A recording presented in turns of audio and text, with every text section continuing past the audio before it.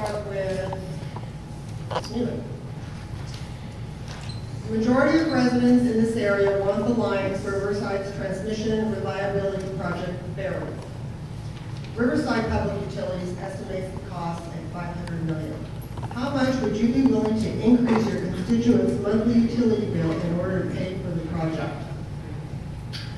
Boy, I think that that's a loaded question. I don't think that's necessarily the choice that we have. We have a transmission line that was presented and being imposed upon Aruba Valley in order to meet the needs of Riverside. What we're asking for in this effort is that we not destroy the last remaining commercial property that we have that will help to fund our city. It's a matter of fairness.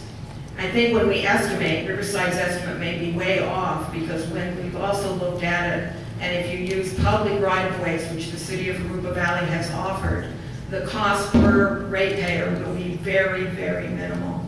I think that the win-win opportunity is to bury the lines on the route that has been proposed, or to select a different route.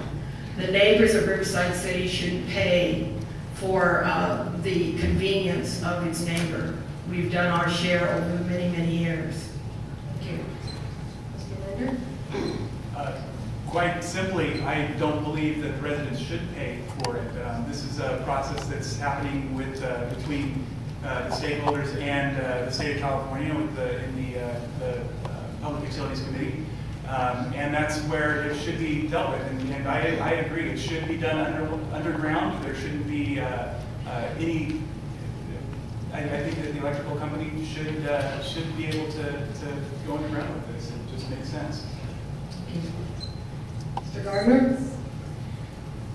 The decision on if the line will be built and how and where it will be built will be made by the Public Utilities Commission. They are in the comment receiving phase on the environmental report at this moment. Is this on? Anyway. We can't hear you. How about now? Yes, magic button, sorry about that. So, the project is being reviewed by the Public Utilities Commission. They will make a decision on whether the line is built, where it's built, whether it's built overhead or underground, some combination thereof. They will also determine who's going to pay for it.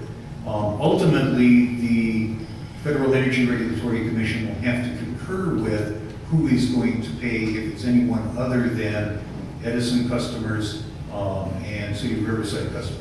There's a possibility it could be spread across the state. Spiegel? That's a very good question when you're talking about how much you want to have the taxpayers pay. And at this time, we don't know. The scope of it is great. As my colleagues have already said, is that it is determined by the PCUP.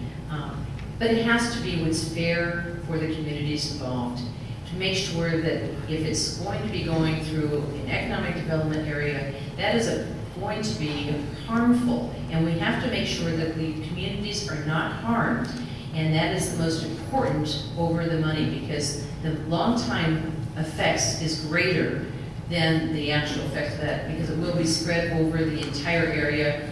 And there will be some benefit for some of us, so it's not just Riverside, but the key factor is it has got to be where it's fair and not harmful to all. Mr. Martinez? You know what, can you ask the question again?